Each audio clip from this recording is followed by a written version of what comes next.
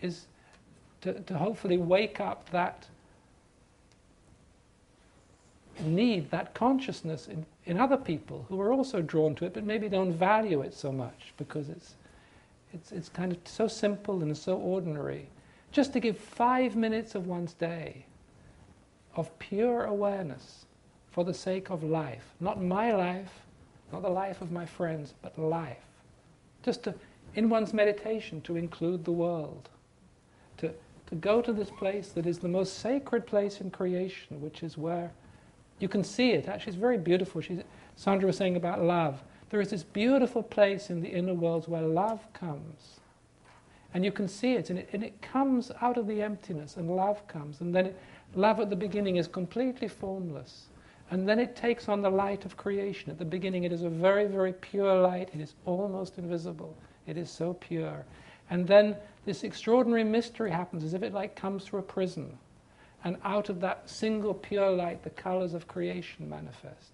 And we, because it is at this moment of transition, we are allowed, and this is so sacred, to create the forms of the future. In the middle of an era, they have been created. You work with them, yes, you create beautiful cathedrals out of them, you make beautiful music out of them, whatever. But the forms of the future have not yet been created. And all of us here who have an awareness are allowed to go there and to start. These are a certain groundwork has been done, and now this energy can begin to take on forms, and forms that belong to our sacred connection to life and to the divine within ourselves. And to me that is very, very important work to do. And it is out of few groups of people around the world that the next era will come into being. Or not. Engaging the world. Yeah, engaging this world as it is. Well, you see that, in the external way, as opposed to in the internal way. Maybe I can just take what you said, that engaging in this world as it really is. Now, I didn't say as it really is. As it is. I don't want to debate with you. What I have discovered is you cannot do this work seriously unless you engage in this world as it is. For example, this work cannot be done unless you are living in the moment. Why? Because it is working with the source of life. And the source of life is only present in the present moment. It isn't present tomorrow or yesterday. It is only present now. It is also only present where you are. I always like to quote Meister Eckhart, who said, God is a circle whose center is everywhere and circumference is nowhere. And I think life is also the divine life, the real life, not the fantasy life. The real life is also a circle whose center is everywhere. And you can only live it where you are. And to me, the beauty of oneness is where you are is where you need to be. The moment you think, well, maybe I could do it better somewhere else, or if I did this, I would be more involved, you've lost it. Because it is where you are at that moment. And that's one of the reasons, and I was so moved when Sandra, in her practice, included the breath. Because again, you can only breathe where you are. And that's one of the reasons that conscious breathing is central to so much spiritual practice. You breathe, you are there. And if you live where you are consciously in relationship to the whole of life, then you are contributing. And it doesn't matter if you're drawn into politics, God bless you. You're a better person than me. If you are, wherever you are drawn, wherever your attention is taking, because please remember, life is a living organism. And as a living organism, it will direct your attention where it needs you to be. It's as simple as that. Because we have created this myth of separation, we think we have to decide what to do with our life. I would have no idea what to do with my life. Well, I would if I could decide. I'd find a nice little hut somewhere, and I'd get a bowl of rice a day, and I would be in meditation, because that's really what I enjoy doing. I happen to like chocolates and cheese occasionally, but a little hut in Switzerland is very nice. Life takes you where you need to be. I suppose this is Taoism. You go with the Tao. You go with the spiritual energy of life. And it's great because you don't have to decide. You know, Sandra and me didn't decide to do this gathering together. It kind of happened. And, you know, we happened to meet, and it just happened.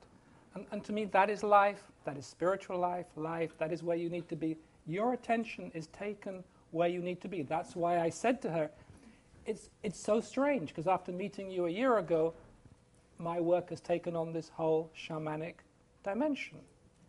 And whether that came from her or whether, who knows, it just was. And if you say that life in its essence is divine, you can trust God, you can trust life. God takes your attention where He wants it to be, or she wants it to be. Life takes your attention where it wants you to be. And then there is no problem. You don't have to decide anything. You are where you need to be. And you know what the Taoists say, and I'm really an old Taoist, is you just wait, and life shows you. You have the patience to wait till the ripples in the water fade away, and then you see clearly. It's so simple, because life is simple, and life is one, and we are the oneness of life. We're not even actually, we say we are part of the oneness of life. We are not actually part of the oneness of life. We are the oneness of life. We are each a divine oneness of life. It's very beautiful. It's what being a human being is really about. And if you live it, then you're here, you're alive. Yesterday's dream, tomorrow's dream, it doesn't matter. And I have a question, please, about the children and relating with the young people and the young people coming in. Now, you said something about the DNA change. And this is a question for both of you, actually. How do we talk to them so that we interface?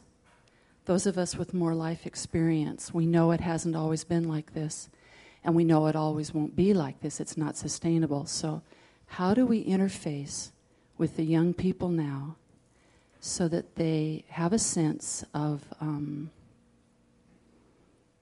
some of the nuts and bolts of what's going on, and they also have a sense of, and when I say nuts and bolts, I mean the inequality, and also that how do we impart a sense of possibility and honoring. Thank you.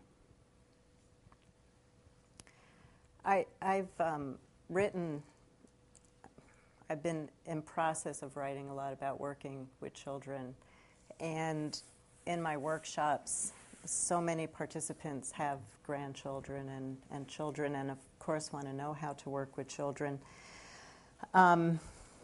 It's a very big issue, but some of the things that I can share here are, I think, the sooner that you can start encouraging children.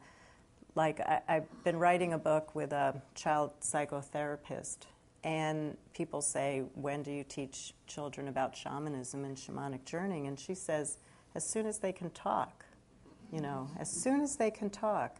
So the younger that you can get children, and it's more than talking to them, it's listening to them. And listening to what they have to say and validating, not saying stop talking to that imaginary friend or stop dreaming. They are our future. We're not the future at the moment.